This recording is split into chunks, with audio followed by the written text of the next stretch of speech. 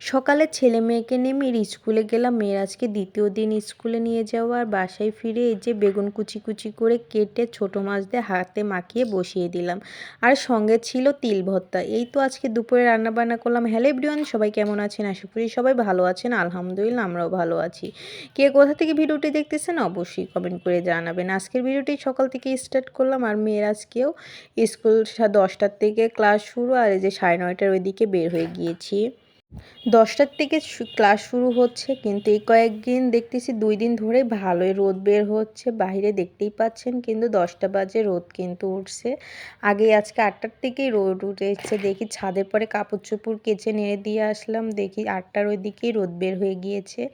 আর যে কয়েকদিন হচ্ছে এই বাচ্চাদের শীতের কারণেই হচ্ছে 10টার থেকে ক্লাস শুরু করেছে টিচাররা।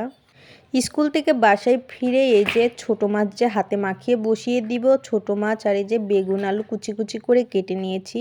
বেগুন আলু আর হচ্ছে এই ছোটো মাছ দিয়ে আজকে হাতে মাখিয়ে বসিয়ে রান্না করব। সেই জন্য ছোটো মাছের মধ্যে সামান্য লবণ দিয়ে ভালো করে ছোটো মাছগুলো পরিষ্কার করে ধুয়ে নিলাম।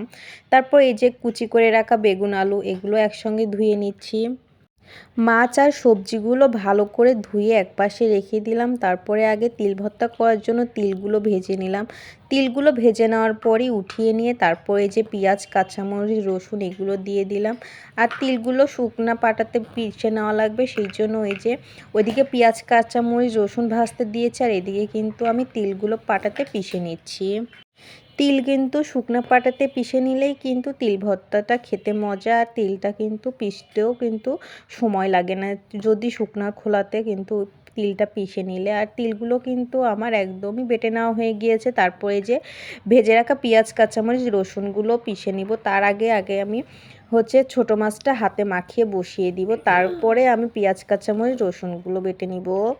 রেগুলার যেভাবে আমি ছোটো মাছটা হাতে মাখিয়ে বসিয়ে দিই, আজকেও সেমভাবেই আমি ছোটো মাছটা হাতে মাখিয়ে বসিয়ে দিচ্ছি। আগেও বলেছি ছোটো মাছ কিন্তু টেস্ট হওয়ার মেন কারণই যত ভালো করে মাখিয়ে চুকিয়ে রান্না করবেন তত কিন্তু খেতে মজা। আর এই যে হাতে মাখিয়ে বসিয়ে দিলাম তরকারিটা। তারপরে এই যে পেঁয়াজ কাঁচামরিচ রসুন এগুলোও পিষে নিচ্ছি। আপনাদের কার কার তিল ভর্তা পছন্দ অবশ্যই কমেন্ট করে জানাবেন। তিল ভর্তা কালো জিরা ভর্তা কমেন্ট করে জানাবেন। তিল ভর্তা কালো জিরা ভর্তা কিন্তু পাটাতে পিষলেই বেশি মজা, শিল পাটাতে।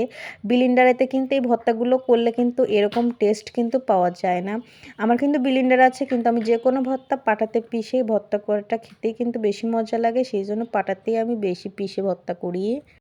তিল ভর্তাটা কিন্তু একদমই কমপ্লিট হয়ে গিয়েছে, আমি পিষে উঠিয়ে নিয়েছি। আর কাদের কাজের এই বাজে অভ্যাস যে কোনো ভর্তা করার পরই পাটাতে এক মুঠ ভাত মাখিয়ে খেতে পছন্দ করেন অবশ্যই কমেন্ট করে জানাবেন। আমার কিন্তু যে কোনো ভর্তা করার পরই পাটাতে আমি এক মুঠ ভাত মাখিয়ে এভাবে খেতে কিন্তু খুবই মজা লাগে।